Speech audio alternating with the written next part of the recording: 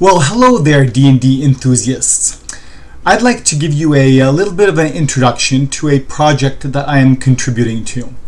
The project is Ruthless Dnd AI GM, and I'm a contributor. I will be doing some Tailspire integration to integrate their AI model with Tailspire. Now, I know what you're saying. I know what you're thinking. You're thinking, yet another AI GM model. I've seen lots of videos on YouTube and they've been less than impressive. That is true, but I really do urge you to have a look at this one because it seems to be pretty good. Is it perfect? No. But it's a lot better than what I've seen on YouTube, and I've personally used it to play a solo game. I'm still playing that game, and it's definitely keeping me entertained. So a lot better than some of the stuff that I've seen on YouTube. Okay, so let's start. First of all, let's get the mindset right. Is this AI GM trying to replace a real GM? No, absolutely not. That is not Ruthless Dnd's intention. It is basically supposed to be either a GM's assistant or a GM when you don't have a GM available. So, for example, if you are playing a solo game, you don't have other people to play with because they're busy, this is a great alternative. This allows you can even use it on your phone, so when you have 15 minutes to play, you can just play and you don't have to worry about other people connecting or making sure that your GM is available. That's what I've been using it for. I've been playing a solo game. I've got 4 characters in the game, and it's been entertaining so far. The other cases where you might want to use it is as kind of a GM's assistant. So you may still have a human GM, but this AI GM can help flesh out the scenes and do things like that, allowing the GM to focus on other things. So let's talk about the model. So the model is a custom ChatGPT model. It's been specifically trained on the 5th edition books, so it knows the 5th edition rules. And there's currently 2 versions of the model, or there will be. The first is a Lite version, which is totally free. It's accessible to anybody who wants to give it a try.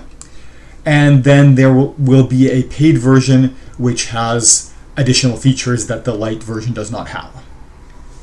Now, both of these models use your ChatGPT account. So if you are on ChatGPT with a free tier, like I am, you can do each day, a fair segment of the next section of the campaign, just using the free tier. But eventually you will run out of credits for the day. So if you're planning on doing an 8-hour campaign, that's probably going to run out much earlier than an 8-hour campaign. So there you might want to go and get one of the paid tiers to get more credits. But otherwise, if you want to do maybe an hour or so each day, then it's great for that, and your free credits will probably be enough to cover that. Let's kind of dive in and see a little bit of what this AI GM offers. So the first thing is it perfect? No, it's not. Will it make mistakes? Yes, it will make mistakes. But I mean, even a real GM can make mistakes. So if you're going in with the mindset that this is not a human GM, that it is an AI, then the occasional mistake is okay. And in most cases, if you see a mistake and you tell it, it will go kind of look up the related rules, confirm that you are correct, and use the correct bonuses or whatever, or correct rules going forward. So, if you spot a mistake, just mention it, and most likely going on, it'll be fine. So, when you fire up the model, you will see the Ruthless AI website. You can enter, and then you'll have all kinds of information about the model. But if you want to get straight down to it, you can go and launch the Ruthless AI. That takes you to a ChatGPT page with a customization for the AI. You can see it gives you a few options here as to what you can do. So before you can get started on a quest, you need two things. We need to import the character or characters that we want to play with, and we need to generate a quest. So let's start with the characters. You can import any kind of a text file with your character content. So for example, I've got a party here of 4 members. I've got them all in one file. You can have them in separate files if you want. And I basically just write out everything on my character sheet. Now, I don't know how much of this is actually necessary, because, for example, from your class, the model should know what class features you have. But since I'm using this also for my own use, I just write out all of the class features.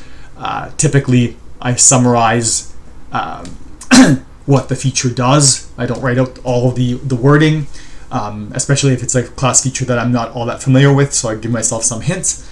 But that's typically enough. And then you have all your proficiencies, that usual stuff, all just written out in text. There's no specific format that you have to use. It's pretty good at figuring all that stuff out. I imported a character sheet, I think it was a PDF, from GM's Guild that kind of has more graphical representation, and it did pretty good for being able to figure all that stuff out. So yeah, the format doesn't really matter as long as it can figure things out. Now, I did find that if you provided information where it has to calculate the modifiers, sometimes it doesn't do that correctly. You have to first correct it, and from then on it'll kind of use the right values. So I'm thinking that in the character sheet, if you have a character sheet where you've actually listed the bonuses for each skill and so on and so forth, and actually provided the total, that probably will work better, because it doesn't have to actually calculate it. It can just read it right off the character sheet.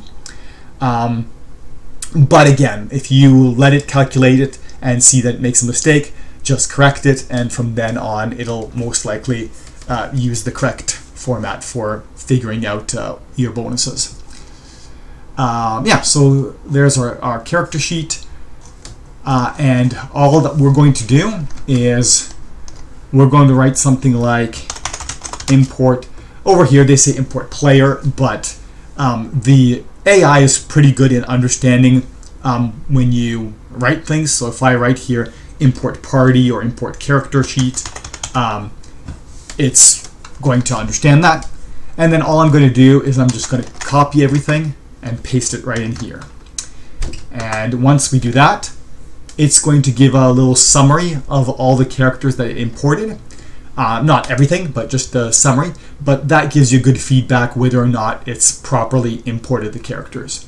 So I can see here, it's giving me a summary that I've got 4 characters, which is correct. The classes look good. The levels are all good. So looks like it's imported them correctly.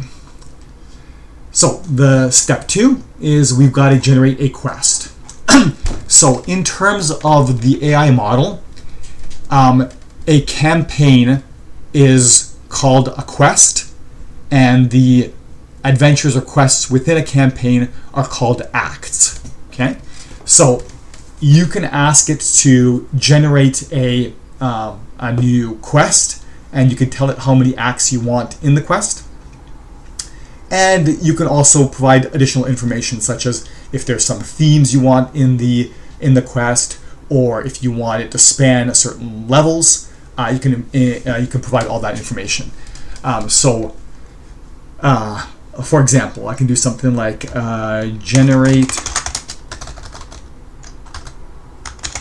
a quest with 10 acts that will span character levels 6 to 10.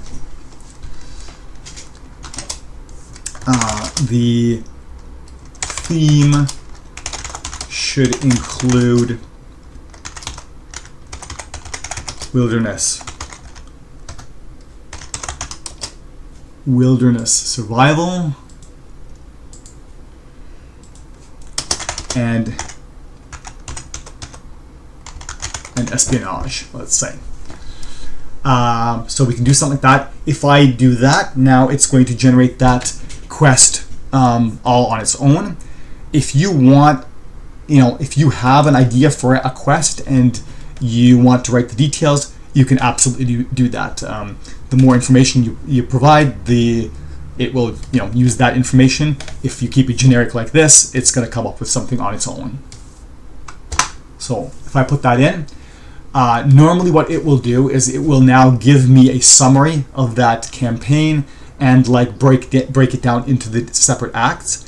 I usually do not read that. I like to be surprised as to what's going to happen, so I skip that. But if you're concerned that it didn't quite make a quest to your specifications, you can have a look at the summary and or the acts to see that it is what you're looking for. If it isn't, you can just ask it to generate a new quest and try again. Now, the other thing that I've noticed is when I play this and I pass a certain act, the AI will tend to want to level me, which makes sense. But I've seen in cases like, for example, where I told it that I want to span, character level 6 to 10 in over 10 acts, it levels me after each act, which obviously would mean that I'd get to the max level way too quickly as compared to the number of acts. So when I passed to the second act and it was trying to level me again, I pointed that out to the AI, and it immediately made a schedule for leveling at more reasonable intervals to meet those requirements. So again, sometimes you do need to remind the AI of certain things that you've requested, and it will then take that into consideration. So if you see it doing something that you don't quite want, just tell it. It's pretty good at parsing out what you want and working with that. Similarly, for example, for roles, there is actually 3 different ways that you can roll. You can provide it the roles with already your modifiers applied. You can provide it your physical rolls on the die and have it apply the bonuses, or you can have it auto roll for you. Now, at the moment, I would not recommend the auto rolling.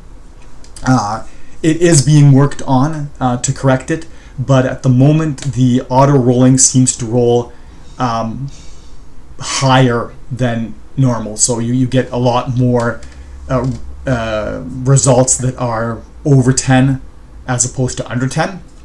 Again, it's being worked on, so in future versions of the model, both the Lite and the paid version, this will be resolved. But at the moment, I would suggest rolling physical dice and either adding the bonuses yourself or having the model add them. So I will actually tell it that. I will be rolling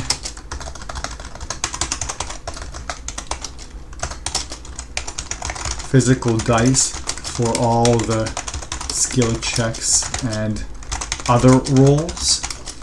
However, I will give you the raw dice roll.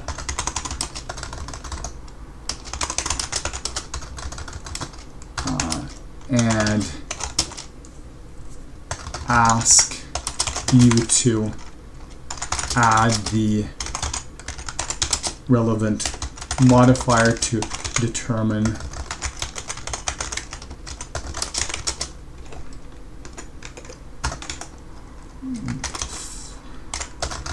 the total. Okay.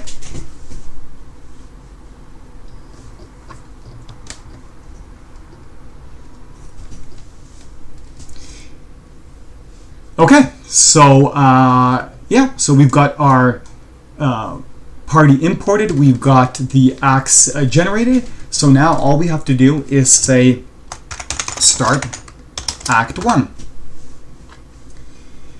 And we can see that the AI GM is now generating the description of Act 1. It's providing all that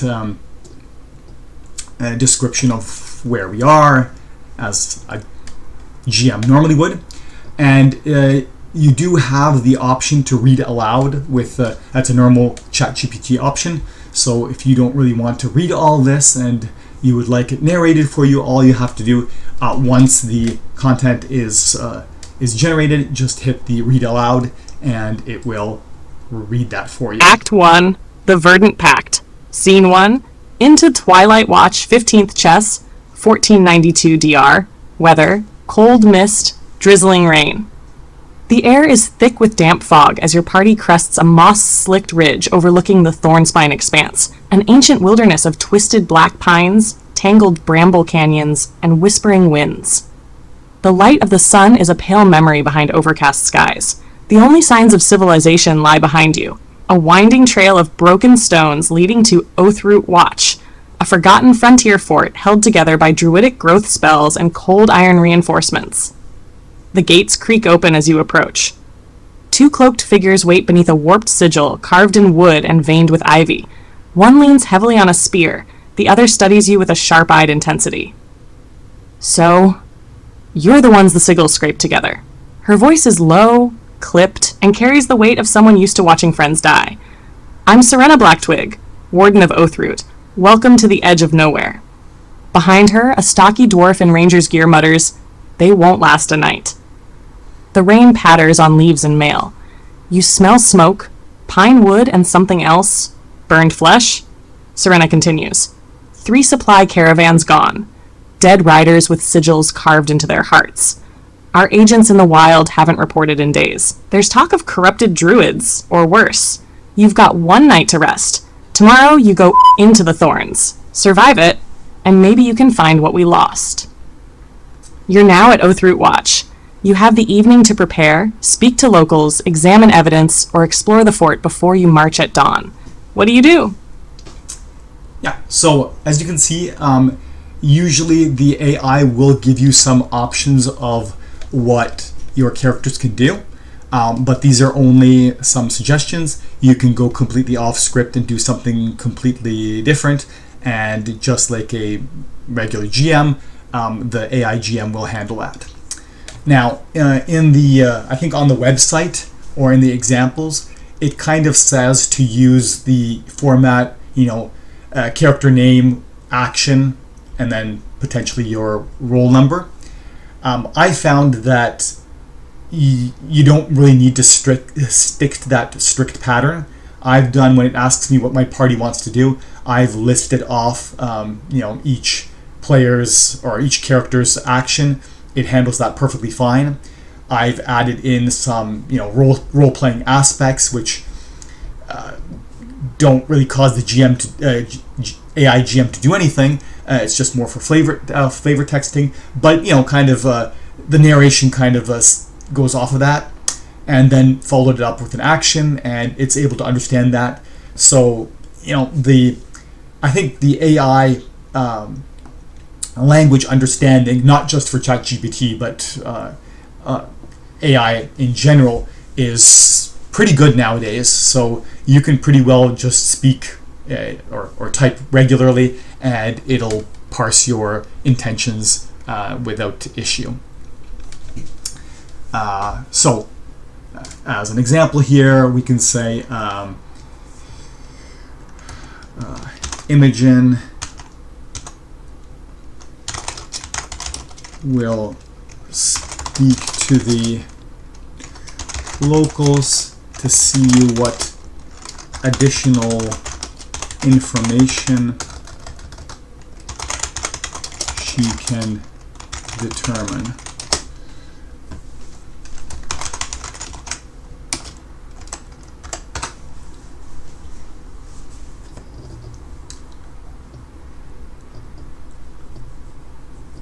Okay, so you can see that it's suggesting that Imogen is using investigation or insight. My roll was 13. It added on my wisdom bonus of 5 for a total of 18. I think that's actually correct. I believe Imogen is not proficient in either of those skills. That's correct. So in this case, that would be correct. And then we get again our list here of what the results of that are. I want to try to use a skill that she is proficient in to see if the AI is going to pick that up correctly or not. Usually on the first try, it forgets to apply proficiency bonus. So let me try.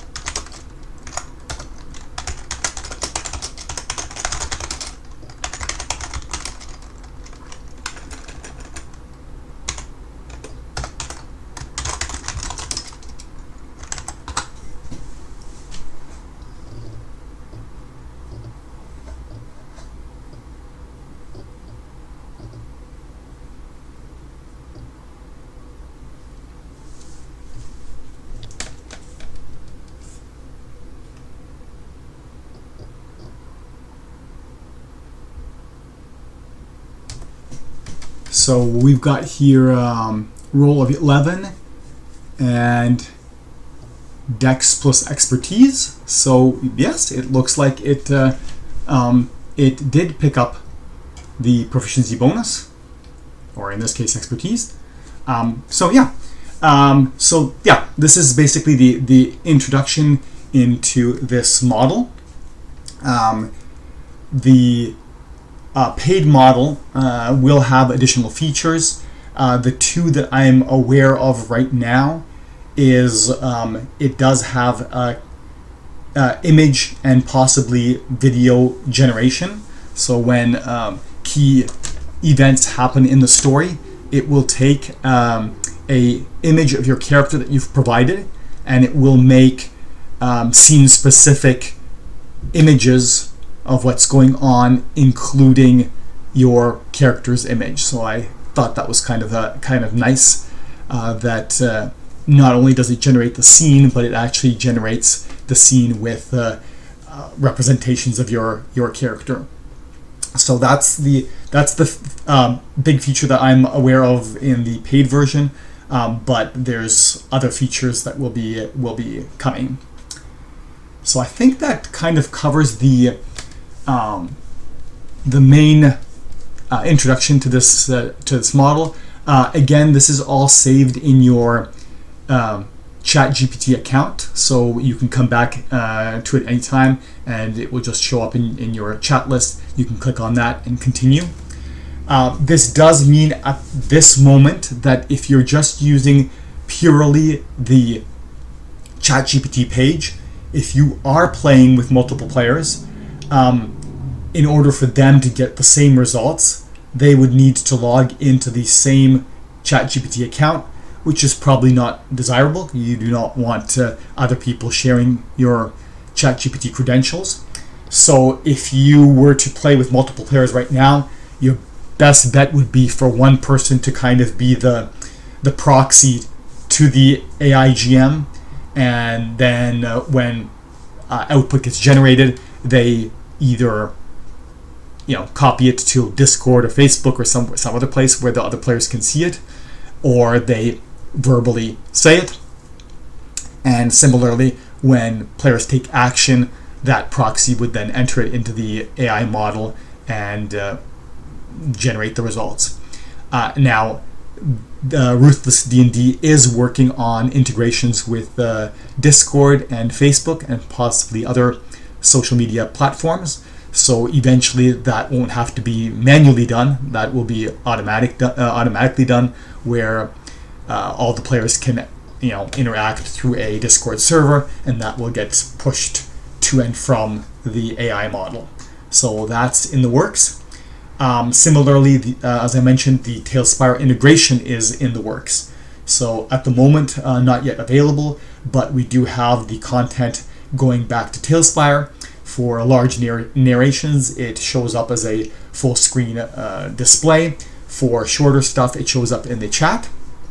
And currently we're working on the mini radial menu integration. So you can right click on your mini, select a skill or an attack, and that will automatically get sent down to the AI as an action. And obviously the results will again come back to Tailspire. Plus, you can still interact with the model using either the Symbiotes panel. You can open it up and have basically your ChatGPT page there, or you can actually just use the Tailspire chat to send commands down to the AI. So that's coming soon, and other integration features will also be added to that as it's rolled out. I will be doing a more in-depth video on that once that's available. Right now, I just wanted to get you guys interested in this model. As I said, and that has always been Ruthless Dnd's intention, we're not trying to replace a human GM here. They're trying to provide a GM in cases where a GM is not available. So I think that mainly covers it. Again, I do want to reiterate that all of the things that I've mentioned, such as the auto roller, rolling high, things like that, occasionally the AI needs to be corrected. All those kind of things are still being worked on to improve them. So, you'll get newer versions of the model coming out which have those features all taken care of. I just a few minutes ago got information that there's a whole bunch of available commands for things like listing your party members, your listing what attacks and spells your party members have, even some save and load features, so that you can totally export your campaign and, for example, import it into somebody else's account. Normally, it's going to save everything that you do in your ChatGPT account, but if you, for example, need to transfer it to a new ChatGPT account, there will be a save and load feature and things like that. So it's continuously being worked on, but I do encourage you to have a look, try it out, play with it, and determine for yourself whether this is something that you might be wanting to use, and decide whether or not if you do want to use it, whether or not the free version is good enough for you, or if you would like to try out some of the advanced features in the paid version. So again, this is using your ChatGPT account. So if you have the free tier, you're probably going to be able to do an hour or so of a session each day before you hit your limit for the day. If you have a paid tier, then you're probably going to be able to do a lot longer. And I think that's it for the intro. So yeah, give it a try. Yes, actually there's one thing I do want to say. So when I tried this myself, and like I said, I've been playing a solo campaign with 4 characters for a while now to try this all out. So my take on the inclusivity. So a while back I bought through Kickstarter like a PDF solo play adventure. And I have to say that those solo adventures have now come a long way. They're kind of like the choose your own adventure books, but they've now started to use things like tracking Lite and things like that. So you scribble things down on a piece of paper, and then later on, when certain events come up, it'll ask you if you have said words scribbled down on your paper. So they've improved them, but in the end, it's still kind of a choose your own adventure. You get to a certain point, you've got a few options. You can't really do anything besides those options because the PDF doesn't have any text for other options, right? So you're kind of limited in those options, and because of that, there's no real incentive to role play because there aren't any other people while you're playing a PDF adventure, and because there's no real feedback to your role playing, it kind of doesn't make any sense. The opposite end of that spectrum is you have a group that you're playing with and a live GM. Well, their role play is rewarded because depending on what you role play, the other characters will respond to that, or the GM will respond to that. So that's kind of the other end of the spectrum. I found that with this AI GM, it's somewhere in the middle. Even though I'm playing a solo game, there's no other players. Because the GM does kind of, respond to my role playing, I found that I was actually doing a little bit of role playing. Besides just writing out, Imogen does a perception check, I have conversations between the characters, or I have, reactions and things like that I write. And because the GM, at least to a degree, plays off of that, I get that sense of a reward to want to do it, as opposed to that PDF where, no matter what I did, it wasn't going to matter because I was getting no feedback. So I think even though I'm not playing with other players, it still does lead a little bit towards wanting to role play, or possibly wanting to role play. So I think it's a good middle ground. Okay, so I think that's really it. I'm already half an hour into this video. So yeah, I encourage you give it a try. I will put the link for it in the description below, so you can go and check it out. And if you like it, great. If it's not for you, well, then don't use it. And that's about it. I know these videos don't have great production quality, but they do have a lot of useful information. So please, appease the YouTube algorithm goddess by casting the subscribe spell and then blasting your Eldritch Blast at the like button. It'll really help me out.